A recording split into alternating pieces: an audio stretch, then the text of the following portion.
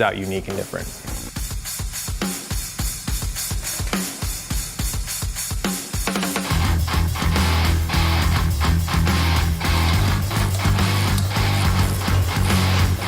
The decision to use our JL bumpers on our Power Wagon project was kind of a spur-of-the-moment decision. We just finished designing all of these new JL products and these new JL bumpers, and I love the way that they look. They have a real beefy, aggressive look, but they were too wide for this application.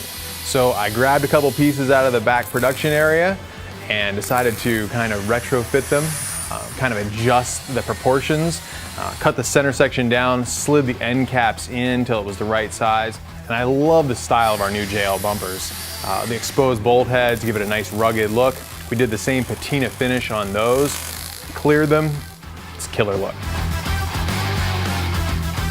I'm not sure if it crosses over using our JL products on a build like this, but the fact that we can design and build things in-house that are very unique, different, that they have good styling to them, to be able to use that on our build, it makes me feel good. Matt Hodges is one of my best friends in the industry.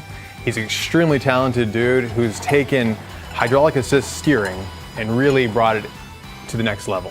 1999, we started.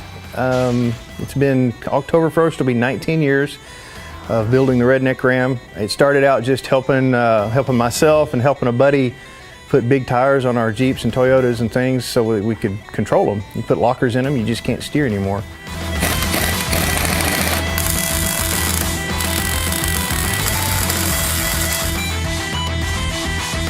We started with a 94 Dodge gearbox. What's that? The front part of his frame there is 94 Dodge, but he's pushed the front axle so far forward that the rear swing pitman arm isn't going to work for him anymore.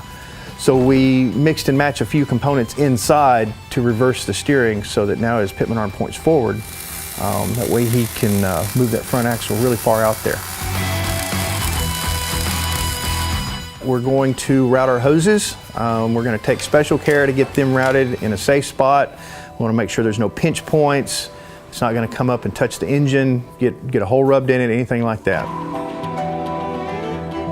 Rare Parts has a nice selection of heavy-duty, rebuildable ball joints and tie rod ends. We ordered a whole selection of Rare Parts pieces so that we have a wide variety of pieces to choose from when we're building our custom front steering. Redneck Ram kit comes with a rebuilt gearbox. If they're available, we do heavy-duty bearings. Most of the time we have better seals to go in boxes. You're going to get the ram, the hoses, hardware, mounting tabs, instructions, and some stickers. It should be everything that you need except for tools, fluid, and beer if you want it. So I always thought it would be really cool to build a rock crawling tow truck. And to turn it into a 6x6, I thought it would just be insane to see this thing crawling some really nasty trails because of how big and long the thing is.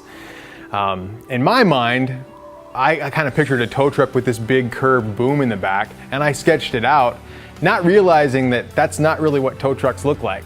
And maybe I drew one as a kid, or I don't know, maybe it was a cartoon I saw a long time ago, but that's what I envisioned and that's what we built. So sorry it doesn't look like a regular wrecker, but it's my version of a wrecker and I think it's pretty wild looking.